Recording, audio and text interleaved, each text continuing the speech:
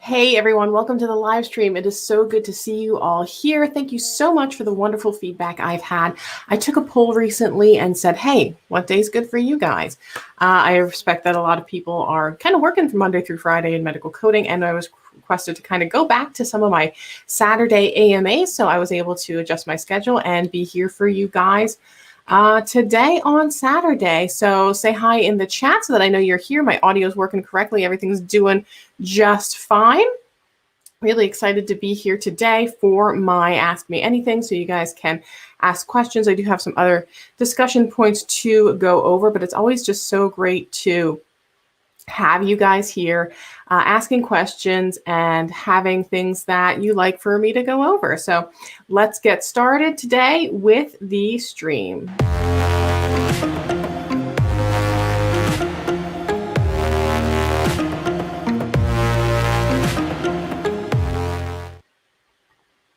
All right, going to say hello to some new people here in the chat. I know I have Zathras. Hey, welcome to the live stream today. I've got Irma here. I've got Amanda. Hi, everyone. Welcome to the live stream. Larissa, I see, is in here. Who else have we got?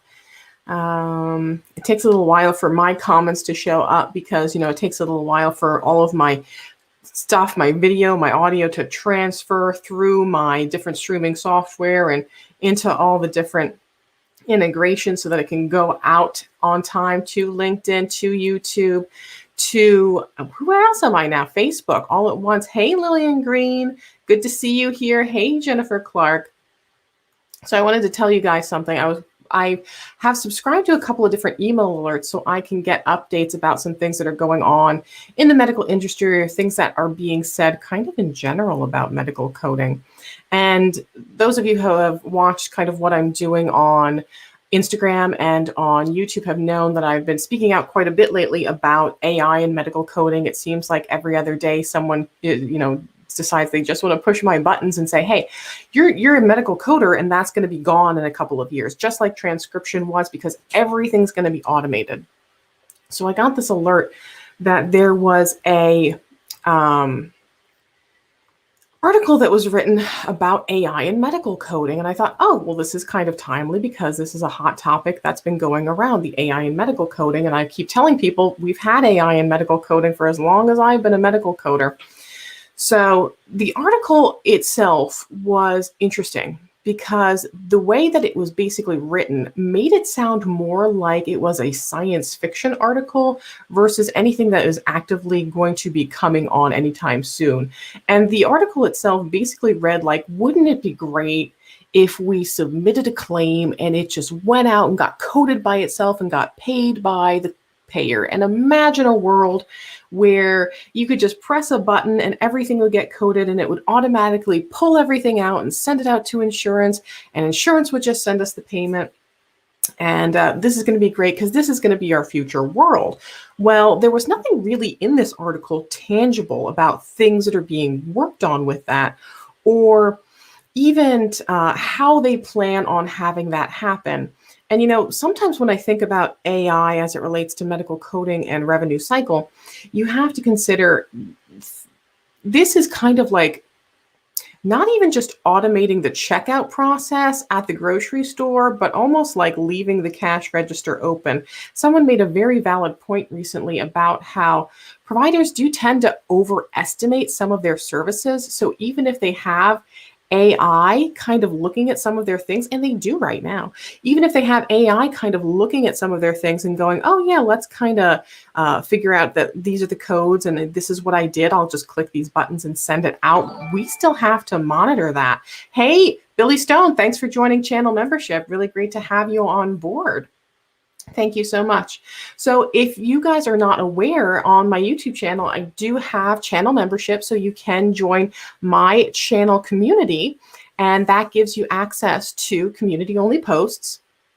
There are a couple of CEU courses that I offer just to my paid community members, and there are also certain perks. So in silver membership, you get access to all the CEUs, community-only posts. At gold membership, you get access to have your name appear at the end credits of the video. At platinum access, you actually get behind-the-scenes footage and some outtakes. I actually just did an outtake video that was really funny the other day about some of the odd things that I say behind the scenes while I'm reporting. So I'm seeing some questions coming in. I also want to say hi to Paula Neary. I'm always glad to see you in here, Paula Neary.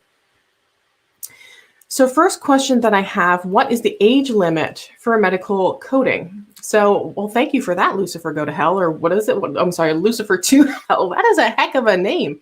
So what is the age limit for medical coding? There really isn't an age limit. You know, I would say that the only age limits you're going to have for medical coding are you're going to see the same kind of potentially prejudices that you might see in any other industry, that if you are on the cusp of retirement, that, you know, unfortunately, some organizations are going to kind of see you the same way that all organizations see you, like, oh, you know, we're going to take this person on and they're going to retire in 2 years. But there's really no age limit. In fact, my former mother-in-law, my daughter's grandmother, became a medical coder in her 50s and passed the certification exam. And she works now as a record coordinator out towards the more so the Philadelphia area. Michael says, thank you for all the great videos. They are so helpful. So let me ask you guys really quick while I'm on here. I did this brainstorming session the other day. And while I was brainstorming, I thought to myself, you know, I'm just going to go through some of the things that I know people are struggling with and some of the ideas that I have. And I actually brainstormed about 35 topics for videos that I have upcoming. And you guys know I post 2 videos every week. So there's a lot of requests that come in, and sometimes if I get a lot for a certain topic, I'll kind of bump things up. But just to give you some general ideas of some of the things that I'm looking to produce over the next couple of months, struggles of medical coders and how to overcome them, what to do after you fail the CPC exam, things to know before getting into medical coding, how to navigate the Federal Register, incident 2 and split shared, how to choose between a HEMA or AAPC. I've had a lot of people ask me about Practicode and my opinions on that, how to level up as a medical coder, how to make your laminated score sheets. That one I could actually probably make a short video, like a TikTok or something. How to learn MedTerm as a coder, how to handle audits as a coder, CMS documentation requirements. I mean, I just got a lot of stuff on here, but if there's anything you guys think is really a hot topic right now, I know I'm getting a lot of requests for case studies for E&Ms in particular, but yeah, so that's something. If you guys have hot topics, definitely make sure that you're leaving comments and feedback, because I have a lot of ideas, and if you have a great idea, I will definitely bump it up on the list. So Zathras has a 2-part question. I sat for my CPC exam 2 weeks ago, February 20th. As of today, it's still listed as in transit. I'm worried about that timeline and that it may be lost. What does the AAPC do if exams are lost? I thought I did well, but the further I get from the test data, the more I worry. So that is extremely common. Yeah, so the longer it takes, the more anxious you get. And I think that's just a natural human reaction to anything where you've got a lot of invested in it, right? So because you have so much just emotionally invested on the outcome of the exam, you know, I've been guilty of it in the past myself, that when I've taken one of my certifications, you can kind of see them. I'll try not to move my camera too much. You can see them all kind of hanging on the wall over there. But I was someone who would reload my AAPC page, you know, a couple of times an hour waiting for those results. They are a little bit behind right now. That's what I've heard from some of the different Facebook groups, that they are saying it takes a few more weeks than normal. I've seen, usually once it gets from in transit to received, it's not too long to get from then received into grading and then get your results. So I am going to cross my fingers for you and hope that you get your positive results soon. But I know it is taking a little bit longer than normal. If you take it online, it usually is quite a bit faster. But yeah, in person, I think is taking a little bit of a while right now. I know the AAPC has HealthCon coming up, and sometimes that takes a lot to figure out, especially now that it's going to be very hybrid, where we're going online and in person. So there might just be some staffing situations. And yeah, I appreciate the wait is probably killing you. I have been there myself. I'll be there again, I'm sure, at some point when I sit for my next certification.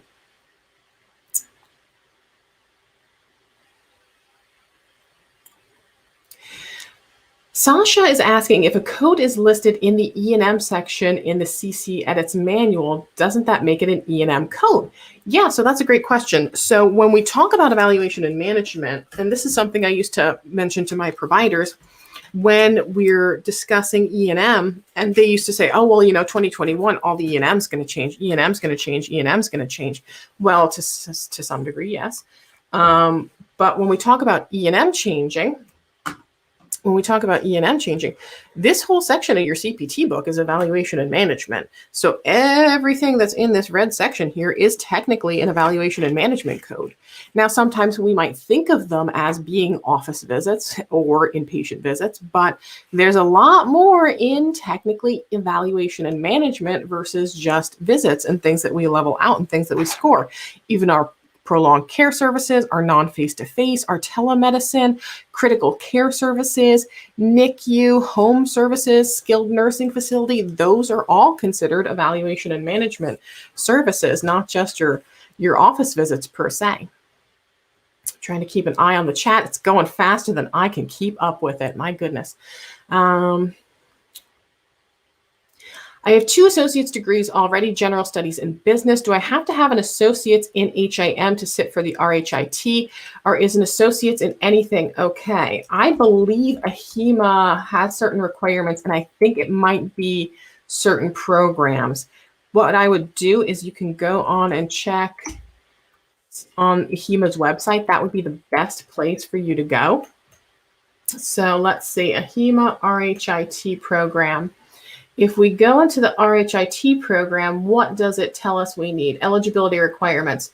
It says that candidates must successfully complete the academic requirements at an associate degree level of a health information management program accredited by the Commission on Accreditation for Health Informatics and Information Management Education. So it looks like it does have to be a very specific program in order to get the RHIT eligibility.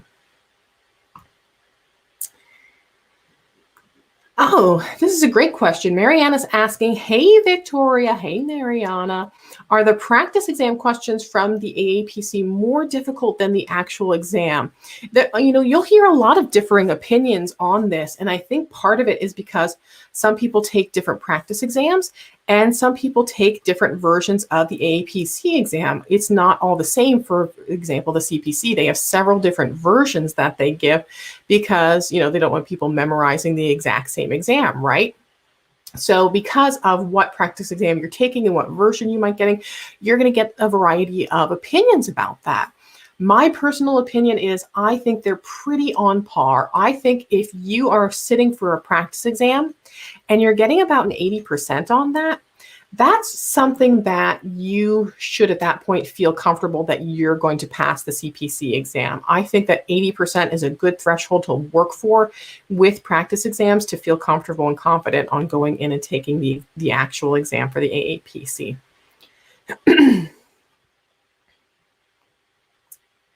Amanda has a question about her past experience as a pharmaceutical rep of 15 years and how can I make myself look attractive to recruiters, how that translate. I am getting my CPT cert at a local college. So what I would suggest is make sure you speak a lot to, if you have obviously med-term and anatomy you're going to have, that you have 15 years of healthcare experience. Speak to any experience you have working with electronic medical records, any software. Speak a lot, especially to your soft skills that you've obtained in that time as a pharmaceutical rep and your ability to work with providers, because there's always going to be a place in medical coding for coders who just want to sit and do coding, and they just want to sit with their op reports or their studies or their tests or whatever it is that they're coding. and just code. There's always a place for that. But if you're someone who's willing to work, hand in hand with providers and be like, hey, I'm here, I'm partnering with you. I want to make sure that you're getting paid the most for everything that you're doing. I don't want you to wind up in any kind of legal situations. So I'm going to monitor everything that you're doing, make sure that you're getting paid appropriately, make sure that you're compliant.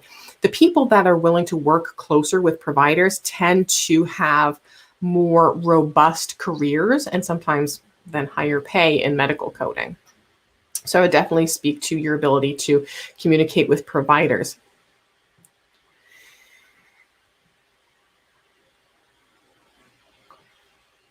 Victoria, how has medical coding changed the most in your opinion? I was looking over through some old emails from back when I started in medical coding and pulling out some files the other day from when I started. And I think the big changes have really been the amazing technology that has come over the past 10, 15 years, where you started out in medical coding 10, 15 years ago and you had your books and that was it. You had your books and maybe a couple of websites that you could look at. And now there's just so much information. Things like, I love my Codify that I can type in a code. It gives me the lay terms. It tells me what the CCI edits are. It tells me, if there's an LCD policy. I have survival guides, all kinds of cool stuff at your fingertips. But I think now we're shifting to this point where we had so little information. Now we have a ton of information where people can set up a blog. And I swear, I'm telling you, I could set up a blog in 20 minutes on WordPress and put anything out there, really anything. And that's where we're having this struggle right now, is we've got this overload of information. And I think now coders are confused as to what can I actually take, because there's so many that they look at things like the AAPC forums and they go, oh, well, this was on the AAPC forum, so it has to be correct. This person says that they always bill their service this way and they always get paid. Payment is not an indication that it's compliant, but hey. So they say, oh, well, we always bill it this way and we always get paid. They might be in a completely different state with a different insurance guideline, with a different scope of practice, with different Medicare interpretations through their contractor. So that person, that may work perfectly for them and they might think they're giving you the best answer they can. But for you in a totally different area with a totally different MAC, insurances, scope of practice, that might not be applicable at all in your area. So I think that's one of the big changes that we've seen, is just the change of the information that's being accessed. How many times are you allowed to sit for the CPC exam? I heard only twice, and then there's no chance to take the exam anymore. So no, that's actually not true. But this is the differentiation. So when you purchase a CPC exam voucher for in-person, you get 2 attempts for that purchase. If you take it online, you get it at a lower cost, but you only get 1 attempt. So you can take the exam as many times as you want. But for example, if you take it in person, you get those 2 attempts. But if you don't pass it on those 2 attempts and you need to go for a third, you have to pay again, which means I believe it's $399 to pay again for another voucher to take the exam another 2 more times. So you can take it as many times as you want. You just have to pay. So same thing that Anna's asking here, how many times can you take CPC exam online? You just can take it as many times as you need it. It's just that you will probably have to pay extra.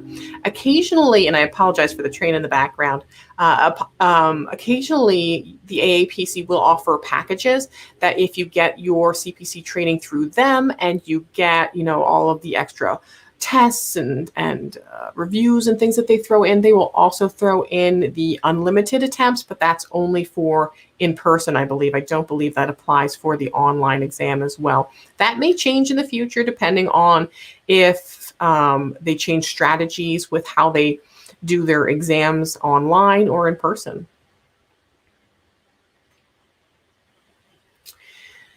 Can you please recommend a website for basic knowledge on medical coding?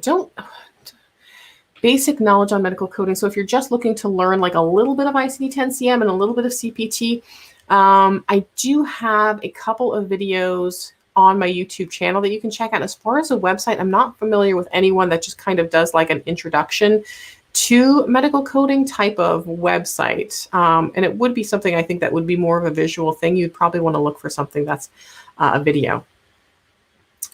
Carol Ann's asking a very good question. She says, hi, I have a question about the CRC certification. Will it be offered online anytime soon? And what are your thoughts on having this certification for risk adjustment? Does it make a big difference in being hired for a risk adjustment job? So to answer the first question, they said on AAPC Social Hour, and if you're not familiar with AAPC Social Hour, they go live on Facebook once a week. They bring in people from the advisory board or instructors. I think now they're looking for someone to talk about resumes. So that is hosted on Facebook once a week, and you can interact with them there. So they said on Social Hour a little while ago that they're going to offer the CRC exam online. Their target is by end of second quarter. So keep in mind, though, so this is my thought process. HealthCon's at the end of this month, and that's the AAPC's big national convention. And HealthCon tends to be the time where they announce very big things, all the new changes and things that are going on with the AAPC. So there's a good likelihood, I would think, that if they're going to announce something about the movement of any more exams online, they'll probably say something at HealthCon, because that's when they like to make their big announcements. As far as thoughts on certification for risk adjustment, yeah, I think it does make a big difference on being hired for a risk adjustment coder. A lot more employers are starting to look for that CRC credential for those risk adjustment positions. I'm actually even seeing provider groups and healthcare organizations that are formulating teams just for risk adjustment and HCCs, that they evaluate the provider documentation, because now they have so many bonus payments and fee adjustments that can be based off of those HCC scores and their diagnosis. So these people almost work more in an auditing role just on diagnoses. So I think that is extremely beneficial. Actually, my next risk adjustment boot camp, I'm going to be having on April, check my calendar, April 10th and 11th. And it's on the, it's up on the website right now. So if you want to schedule for risk adjustment boot camp, that is available. It includes the ebook.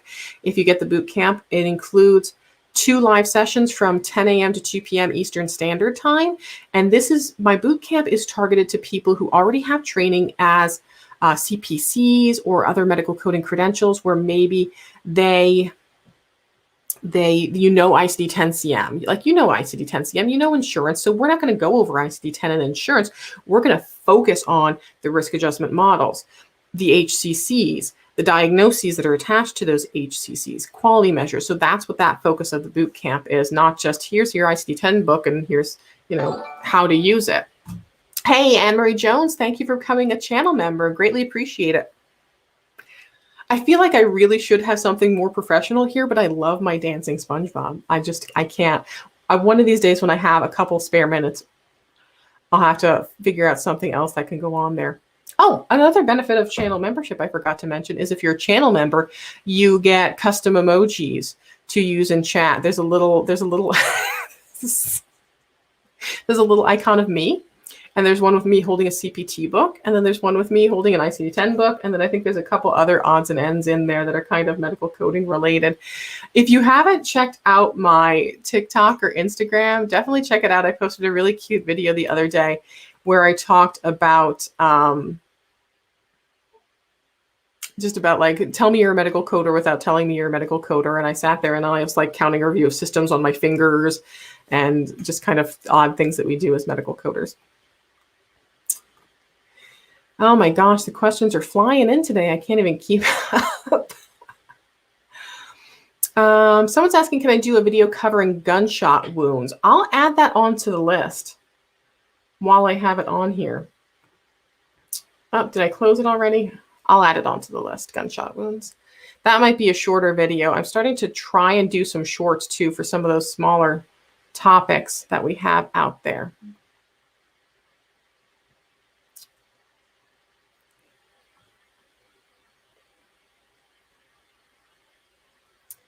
Let's see what else I've gotten here. So this is a good question from Billy. If you can pass the CPC exam without completing the AAPC course, do employers see that? And if so, can it hurt you? Absolutely not. There are a lot of employers out there that they just want to know that you pass the exam and you're a certified coder. Not everyone takes the AAPC course. Some people go through their college, some people go through their technical school, some people go through an independent instructor like myself. So it really depends. So yeah, they're not, most employers I haven't seen actually ask how you became a certified coder. They just want to see that you are a certified coder. What Codify version do you recommend for new coders? That's a good question as well, Just Me 83. There are some expensive versions, and I do have a more expensive version of Codify. I think there's the basic package where you can just do at least code lookup. So if you're just starting out and you just want to look that up, but I don't think it includes the lay terms. So you might want to, it kind of depends on what you're looking at. Really compare the different packages and think about what you need. Because if you need lay terms, that's going to be, I think, a huge pay increase. It's like $400 or $500 a year then for it. And if it's just lay terms that you need, though, you could just get one of the desk reference books, and they have a lot of that material there. Because if you're just starting out, you're probably not going to need yet all of the LCDs, all of the different insurance-related specific things. Patty Tucker, hi, I'm new to the channel and 1 month into my coding class. I'm worried about remembering all the guidelines and sequencing of codes. So I can tell you, if I was about to code a case and it was on sepsis, or it said that the patient had use and abuse, I, off the top of my head, could probably not tell you what the sequencing guidelines are. I would likely have to quick look them up in my guidelines. Medical coding isn't always knowing about memorizing all of the guidelines. It's not about always knowing every single guide. I mean, we're talking about every single medical procedure known to man, every single diagnosis known to man. It would be very difficult for anyone to memorize all of that, but I know there's a guideline for sepsis. And I know there's a guideline for sequencing of use, abuse, dependence. So just knowing where those guidelines are and that they exist, that's going to be part of the key. Because as medical coders, we're not going to have every single thing memorized. Paula Neary says, what computer program should I be learning to do medical coding? So here's one of the hard things about medical coding is when we talk about things like EMRs, and I apologize, I know I'm talking really fast, but I'm trying to get through a lot of questions. When we talk about things like EMRs, I hear a lot of coders say, hey, I want to learn Epic. I know a lot of employers are looking for coders that know Epic. How do I learn it? Well, they kind of don't let you.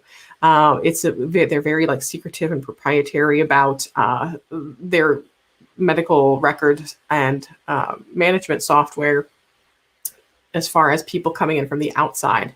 So it's not something you can learn, but you can learn things like Excel, because there's a lot of Excel use in medical coding. They might send you spreadsheets and say, hey, can you look at everything in the spreadsheet, make comments on it? Outlook, because you're going to need to send emails to people. PowerPoint later on in your career, you'll probably want to know if you have to do presentations for providers. So those would be the two ones. I would say mostly Excel and Outlook, as well as making sure that you're familiar with software like Zoom and like GoToMeeting so that you know how to get onto webinars, etc.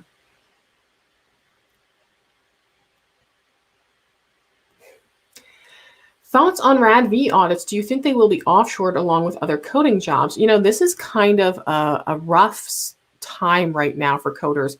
I was through the first recession that we had, what was it, 10 years ago? And I was pretty early on in my career and witnessed a lot of other staff leaving the organization, being offered severance packages to leave. And, you know, at that time, there was a significant amount of organizations looking to cut costs. So they were starting to offshore. And I think there's even been some white papers written that did not turn out so well. I think there's a fair amount of organizations that recall that and that it didn't work out so well and that they had to bring everything back in, and it wound up costing a lot more to correct all of the issues because of the communications, time differences, everything going off with offshoring. So as far as RADV audits, I don't think they're going to be offshored. And as far as other coding jobs, you know, I think to some degree there will always see that, but that's where we really as American medical coders have to advocate for ourselves and really prove that the work that we do is worth the cost.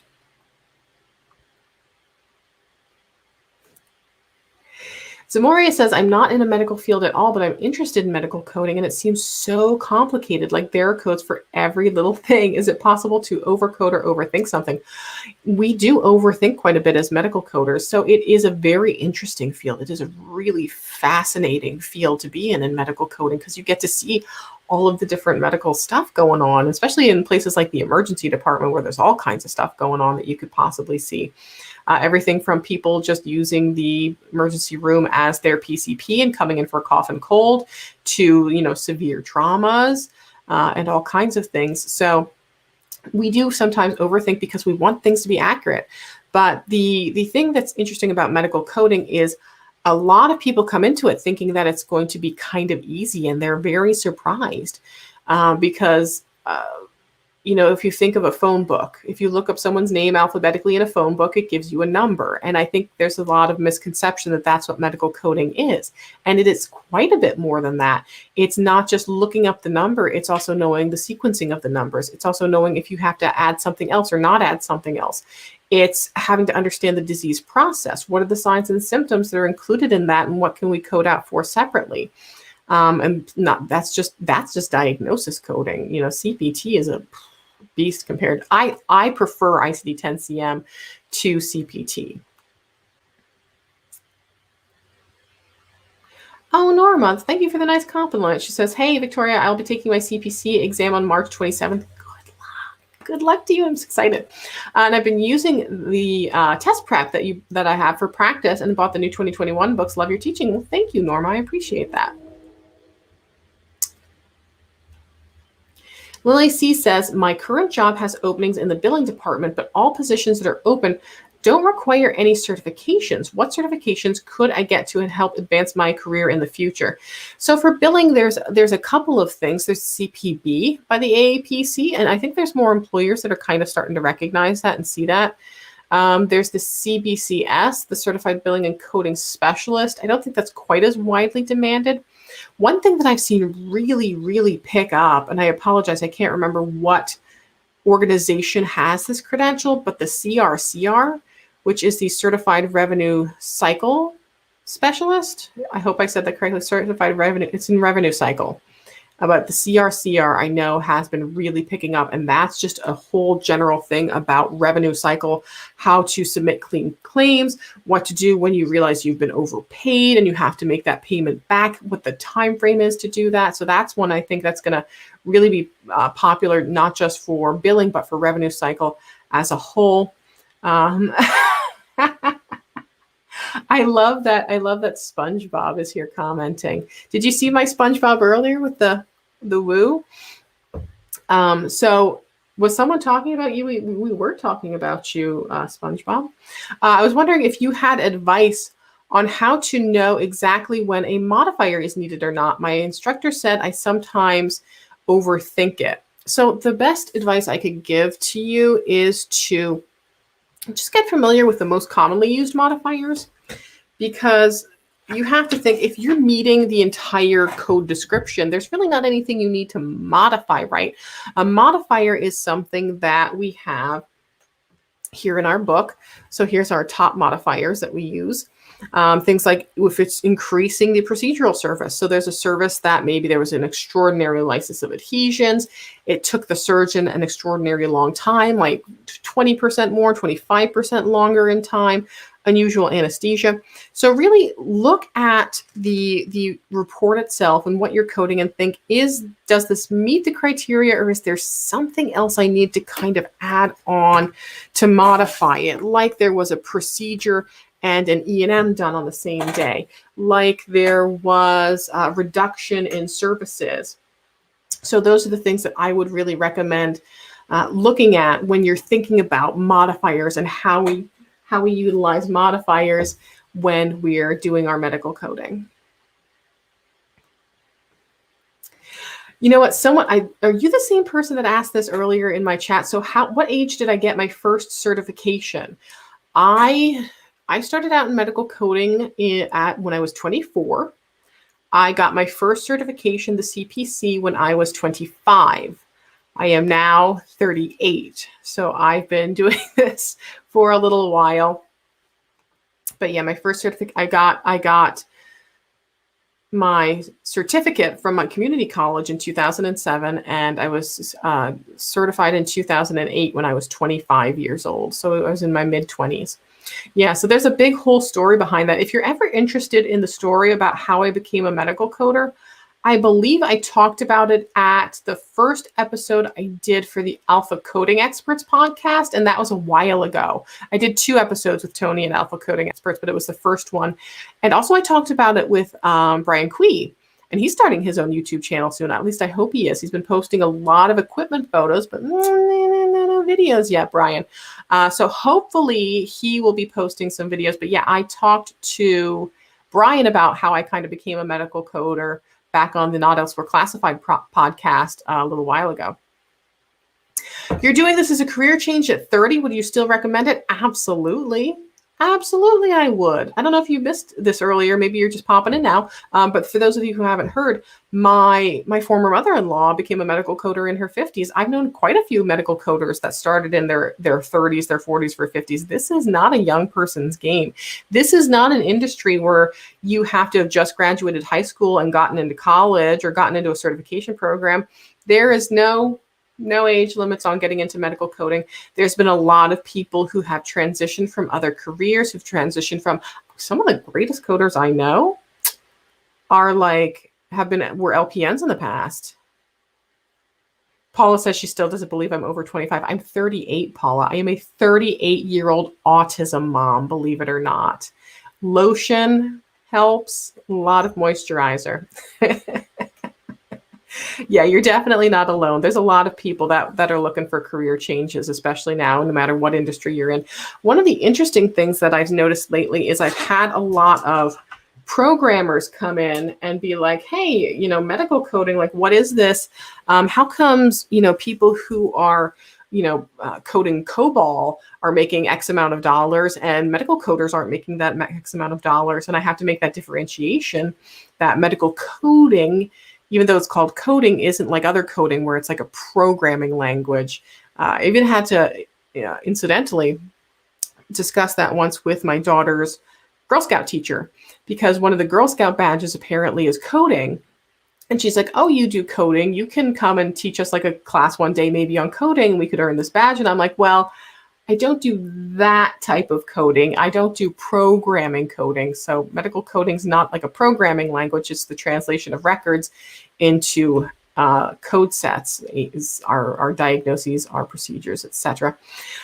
Is this being live? Is this live being recorded? Yes, it is. So after I'm done here on the live, I finish up at 3 o'clock. Typically, I'm here for an hour. But the live will appear, I think, recorded on Facebook, on YouTube, and on LinkedIn. So I'm all across 3 platforms right now: Facebook, LinkedIn, and YouTube. I could potentially stream on others. I could go on like Twitch and so forth, but I think Facebook, LinkedIn, and YouTube are probably the 3 primary ones. I don't know. I think there would be it would be interesting to start a medical coding Twitch channel, because I don't know exactly what kind of content would go on a Twitch medical coding channel other than coding charts, which would be a HIPAA violation. So someone's asking, how do you move up in this career quickly? Take on every project you can. So let me tell you guys, when I started out in medical coding, story time, when I started out in medical coding, one of the things that really started setting me aside is we would have all of these projects coming through. Like we need someone, we're going to switch EMR systems. We need someone to go out to the practice, pull all their old schedules and put their schedules into the new EMR manually. Okay, sure, I can do that. I have no problem doing that. We need someone to volunteer to be on a feedback group. Anything they asked for volunteers for, like no one else in the revenue cycle wanted to do it, but I took them on. And over time, I developed a lot of new skills. I learned how to implement new EMRs. I learned how to implement charge scrubbers. I learned how to payment post. I learned a lot of extra skills. And those extra skills are really going to be helpful to you. And not only just the learning of the skills, but showing that you are a team player and you are willing to do maybe some of those, less preferred tasks for a short period of time without immediately asking for extra pay. And then as you build on your skills, as you show how proficient you are at doing these extra projects, that can open up some more things. And it also opens up that when your annual review comes along, you can go, hey, I know, not only did I do everything that was required of me within my criteria of my job description, but I actually did all these extra things. Remember how you asked me to help with this project and this project? And, Susie needed someone to back her up while she was out on medical leave for 6 weeks. And I said, sure, I have no problem backing her up. And I quick learned that new specialty. So that's what's really going to help you out. And my friend Tony Elholmes always says her recommendation is being the go-to person. Just anything you can do to be the go-to person. So, so Don Carter, so that's funny that you are transferring from tech as a web developer. That was originally what I went to school for. I went to school for web design because it was a hobby of mine. Just a little bit of backstory too on that.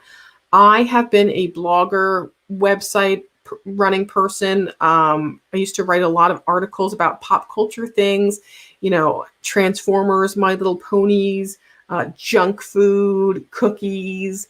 And I had a blog about them since I was 13 years old. So it's always funny when people go, well, how did you get popular on social media so much? I'm like, well, I've been doing it for 25 years now. Not necessarily in medical coding, but there's a lot of things that I've learned about that over the years that I've been able to implement as far as like entertaining and so forth. Actually, the first YouTube videos that I ever published, I came across them the other day. They're still on YouTube and they are from about 14 years ago. And they're me. I briefly posted something in the stories where it's like me and I'm wearing this big Transformers helmet 13 years ago and published it on YouTube for whatever reason. But yeah, so I used to be a web design major before I got into medical coding because I was not into the programming and database end of web design. So moved into medical coding.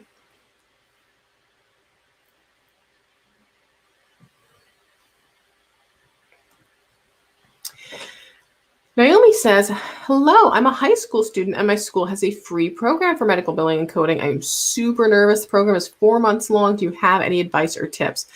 So make sure when you're going through, so 4 months is a kind of a short time for medical billing and coding. Make sure you have enough time dedicated to that 4-month program because that sounds pretty concentrated. I have lots of resources available on my YouTube channel if you get confused. I know sometimes when we have these very condensed courses, especially, instructors, they'll start and they'll go, okay, now we're going to go into the integumentary system. I'm going to teach you all about the coding for the integumentary system, but they kind of forget to go about the basics, like this book, like, let me tell you about this book. Okay, open it up. This is what a place of service is. This is this section. When you see these green pages, that means it's a guideline versus a white page, which is not a guideline. And I actually made a whole video now that just kind of tells you about the CPT book. So, the other thing I can tell you is, and someone asked this recently, and I'm like, it's very true. So they said, hey, these coding books, like, do I have to open them up and like read them? And kinda. Not to say you have to sit here and read it like it's, the world's greatest novel, but if you open it up and go, okay, so I'm just kind of looking, like I would just take like a couple of seconds to look at what's on this page just to get familiar, like what all these procedures are, where they are. Not that you necessarily have to read everything word for word, maybe the guidelines a couple of times, but just starting to get familiar with what the layout of this book is and what's in it. Because I'll tell you, sometimes I even flip to things that I'm like, is this new in this edition? Like, has that always been there?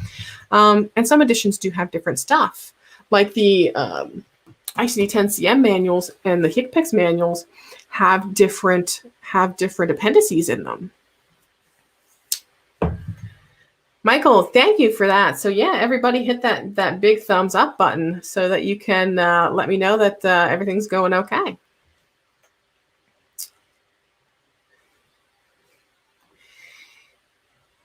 Brian Kirk says, Jocelyn Jones, 36 here, trying to move up from hospitality into medical coding, and my head explodes daily from studying. Yeah, I mean, it's intense. I sometimes feel like I need to even myself go back to basics and get over there. Hey, Gemma, great to see you in here. Oh, you've got some questions. I actually graduated college as a teacher, but decided to switch careers. Now I'm at a front desk for medical billing and coding company and studying for my CPC exam. Am I in the right direction? The heck you are. So you're in an amazing, amazing direction. I actually started out in charge entry. So where I had one screen over here that was all the super bills, all the stuff that the provider said, yep, I did the CPT code and these were the diagnoses. And then I had my practice management system on another monitor over here, and I would just boop, boop, boop, boop, boop, type in all the diagnoses and procedures all day. So anything you can do to start getting your foot in the door. And I saw you also asked, is there a limit to how many times you can take the CPC exam? If you're taking it online, there's no limit, but you do have to pay individually online for each online exam attempt. Let's see what else I've got. I'm going to just grab a real quick drink here, you guys. Thanks for entertaining each other in the chat. It makes me so happy to see when people ask questions and other members come in and help and assist with the questions that are going on in the chat. I love that.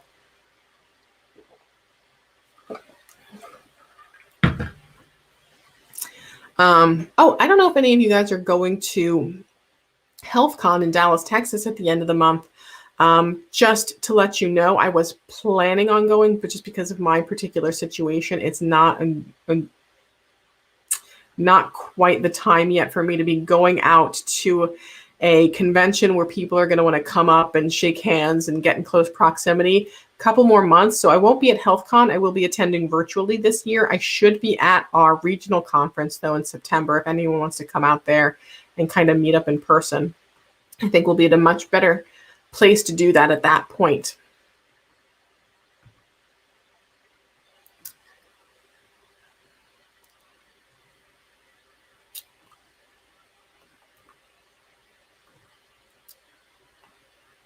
Let's see what else.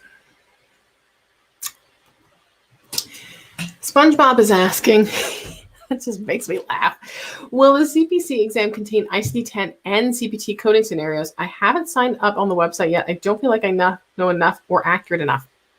The CPC exam is going to contain ICD-10-CM, CPT, and HCPCS. Excuse me. I can actually show you.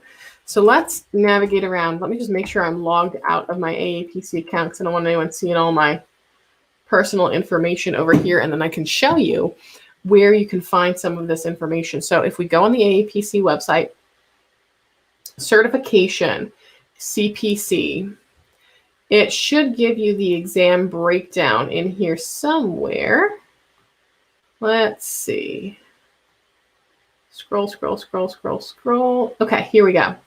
So this is the CPC exam breakdown. It's on the website. If you go to certification CPC, and it tells you what's on there. So there's going to be in the 10,000 series of CPT, there are 10 questions, and there's basically 10 questions for each section of CPT.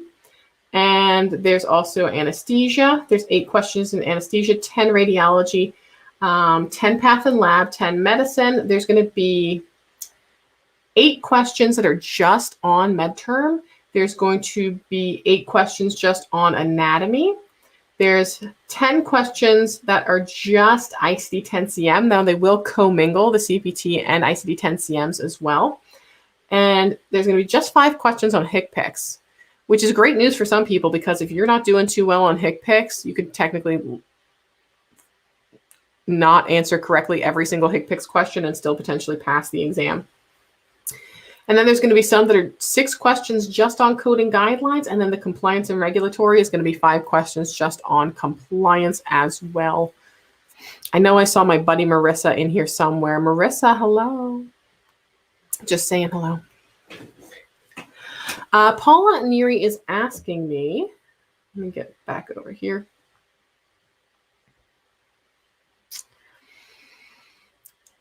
Victoria, How many hours a week do you work, and do you feel you have a lot of control over your time?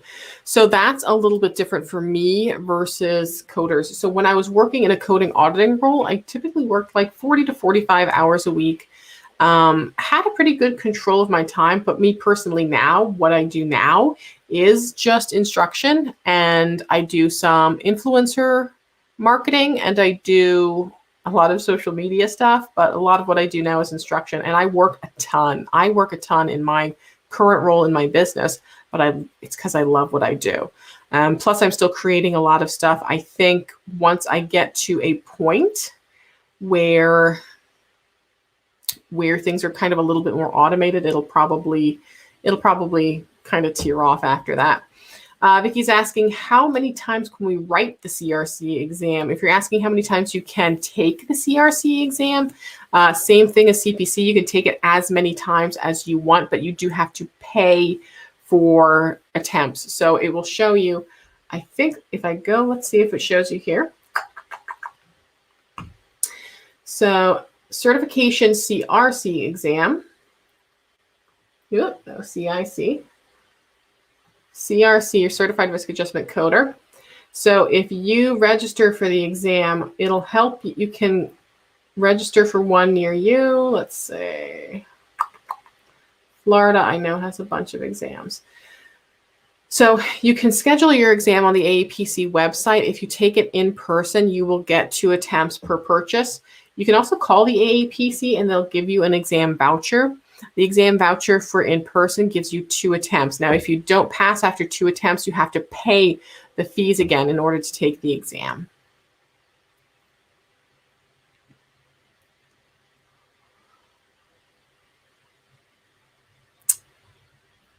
Let's see what else.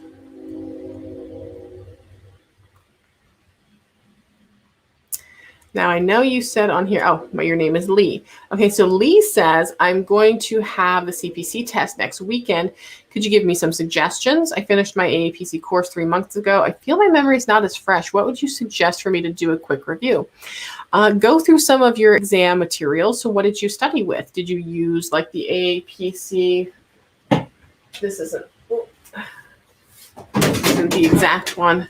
But I know for the exams, they have the study guides. This is the training manual for the CRC, not the study guide. But the study guide for the CPC kind of looks like this. It's on my back shelf. That's why I don't want to grab it right now. Go through and just kind of page through it because you've got a little while yet. So you could page through some of the things that you feel a little uneasy yet. There's oftentimes practice questions in here. So if you haven't gone through the practice questions in your materials, go through those. You might want to consider a review class. I have a review that you can purchase on my website for $29.99. And that's a great review that you can take. And it's about 8 hours long. And it includes some practice exams. So if you want to have a practice exam, that's another big thing. I mean, I love my practice exams. And I think that the practice exams are a big key to understanding if you are prepared for taking the CPC exam. My threshold is always, I say, if you're doing at about an 80% on one of the practice exams, that's usually a good indication that you're ready and you're prepared to sit for the CPC exam. So those would be my suggestions. Refresh some of your information if you have a study guide. If you haven't gone through some of the case studies that you have, go through those, see how you're doing. Review classes. Sometimes even your local chapters can host review classes. I've seen some that host them for very cheap. There's a couple I think that might host them for free. It kind of depends on what the chapter is doing. So that's something you can look into. And then those practice exams, if you have practice exams, time yourself if you want to take a 50 chunk of questions. So you should finish 50 questions in about 113 minutes. So you make sure that you're prepared for 150 questions in the 5 hours and 40 minutes. What do you do about new book, Jandref? Is there some tricks that's driving me crazy? So it's actually been a little bit, not a huge amount, but a little bit better in the past year than it's been in others. What I tried doing this year is I just got like, there's 2 things you can do. You can get your books and unwrap the cellophane over them, over the trash can, and then shake them out. Thank you, Lanto Shayjack08 for just subscribing to the channel. So you can shake them out over the trash can so you can get all the dander directly in the trash can. The other thing you can do is if you get a little hand vac, after you shake it all out, you can kind of hand vac it a little bit to kind of remove some of that dander. But that's really what you do. You can just tap it over a trash can and vacuum out some of those little pieces.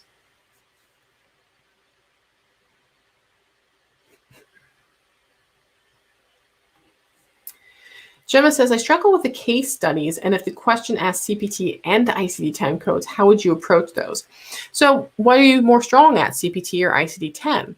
I like to start with the ICD-10 CM because I like those better and I know them a little bit better. So I would start ruling out some of the ICD-10 codes and code those out, and then go over back to our CPT.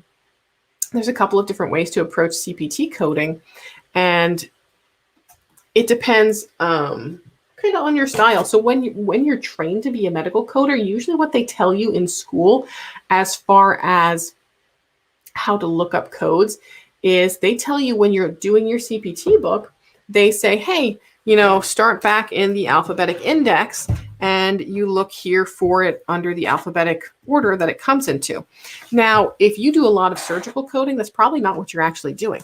A lot of trained surgical coders, they'll go to the section that they're looking for. So let's say I'm looking for maybe a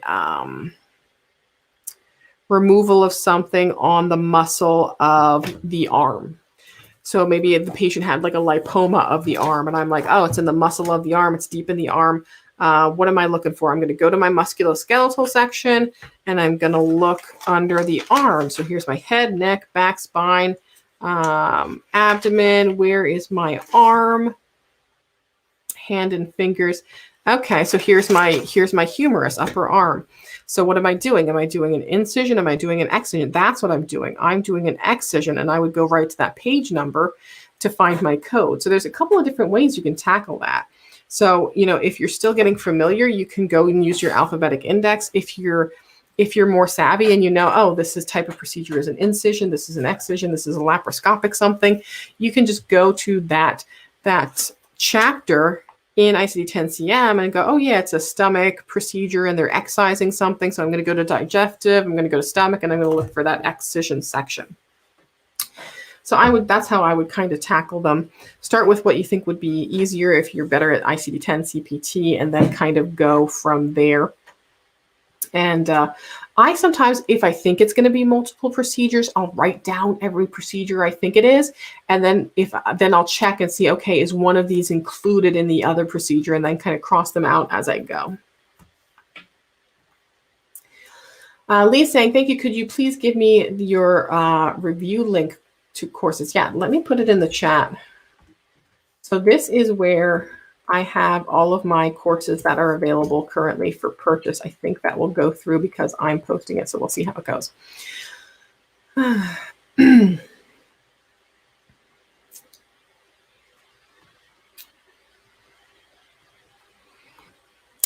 Emily's asking, can you please explain HCC and manifestation codes? So that's something I think, that will be a good topic for a video. So let me talk a little bit. Let me put that on my list. Maybe I'll even do that tomorrow. Like, what are HCCs, and explain a little bit about the manifestation codes. Honey York, hey, I love your channel. For anyone having problems staying focused on my class, I'm working on the field and experiencing pain and swelling in my hand and arm and shoulders. Is there hope? That sounds like it might just be because you're studying a lot, right? So yeah, if you're having problems staying focused and you're experiencing pain and swelling in your hand and arm and shoulders, I would talk to your doctor about that and see if there's something he can do for you, because I can't provide medical advice, and you know that. But if you're asking, is there hope that after you're done with your schooling and you're actively working as a coder, is it going to, while you are actively working as a coder, is it going to ease up after time? It depends. There's a lot that goes into ergonomics. So if you don't have a comfortable chair, if you're not set up at eye level, that can all factor into things. So I would maybe see if you can get advice from your doctor, an ergonomic specialist, and see if that, oh no, I'm working and I don't know if I can work in the field, so do I continue the course? Yeah, that's really a personal decision, honey, if you feel that you can continue or not. I can't really advise as to whether or not you feel you can continue in the course. You really have to assess your personal needs and if that's something you're willing to do. If you think I really can't tell you if the symptoms that you're having are going to ease up or not.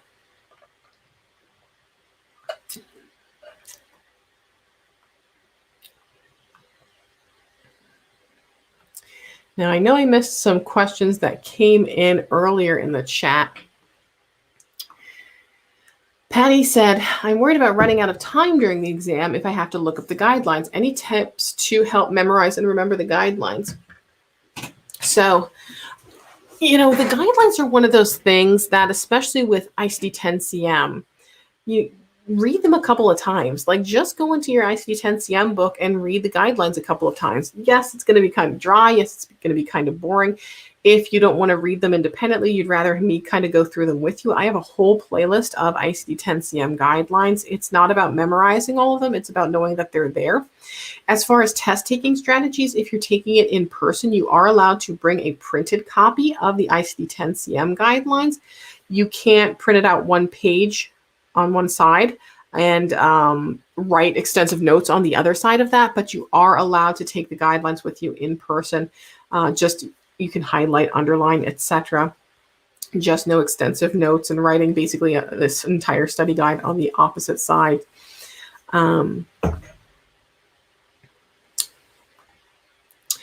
What motivational advice can you give for those who are first going into this field and have so much interest?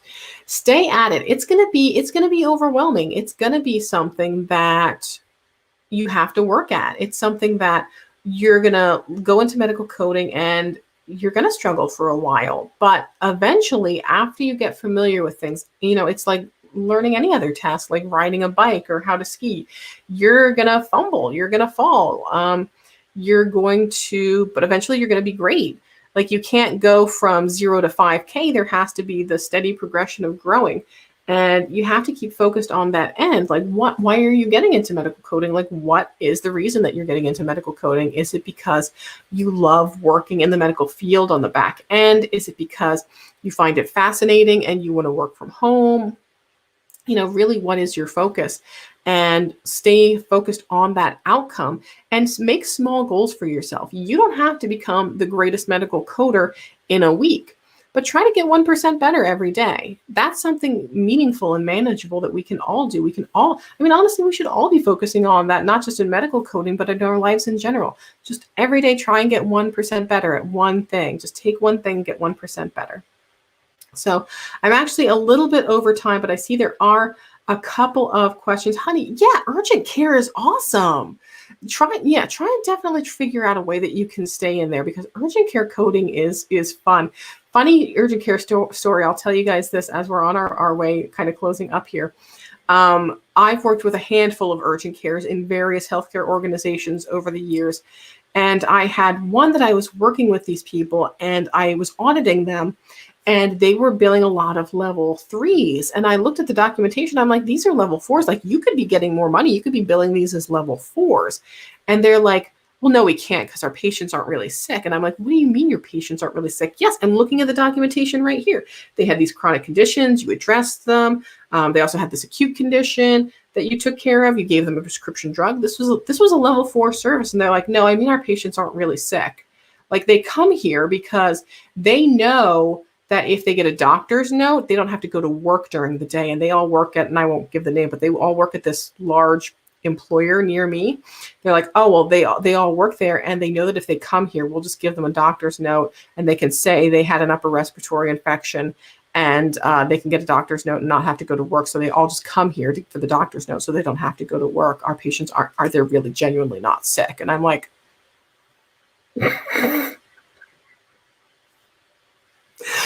well, based on the documentation, it supports the level 4. So I don't know what to tell you as far as whether or not your patients are genuinely experiencing these symptoms that they're telling you that they're coming for. So Emily, I'm gonna end with Emily. So Emily said, "I have found billing to be very fast paced with mean, petty women. I hope coding isn't like that." I'm not going to say it is or it isn't. I mean, that's a cultural thing. It really does depend so much on the environment of where you're working. I have been with that quite a bit in the past.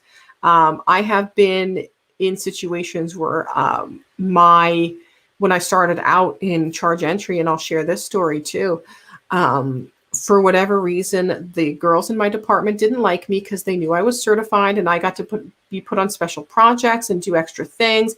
And they felt that I was getting special treatment and that wasn't fair. So when I got a new boss, they thought their best course of action was to convince her that I was like the daughter of Satan and get her on all their side and then convince her that I was the problem. And I wound up in situations where they're like, "Oh, you're making people uncomfortable and you're doing this and you're doing that." And I don't know why they're like, "We don't understand why Victoria gets special treatment." I'm like, "Well, I get special treatment because I went way above and beyond and got certified and worked on this project and I worked on this project and I did this."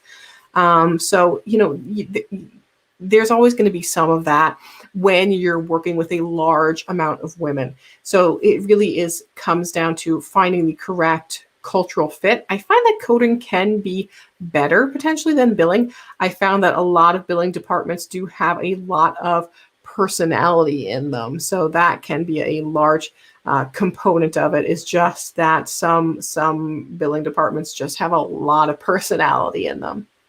So, hey, everyone, we're wrapping up. We're actually 5 minutes over right now. I almost don't want to leave because I'm having such a good time with you guys, but I got to go check on my kid, make sure that she's okay. So thank you guys so much. I appreciate you guys taking this time to hang out with me today. If you have any more comments, feel free to drop them in the chat. If you think of something later, I'll be back again next Saturday at 2 p.m. for questions. And feel free to leave comments, LinkedIn, YouTube, Facebook, etc. Thank you guys so much. And most importantly, just keep on coding on.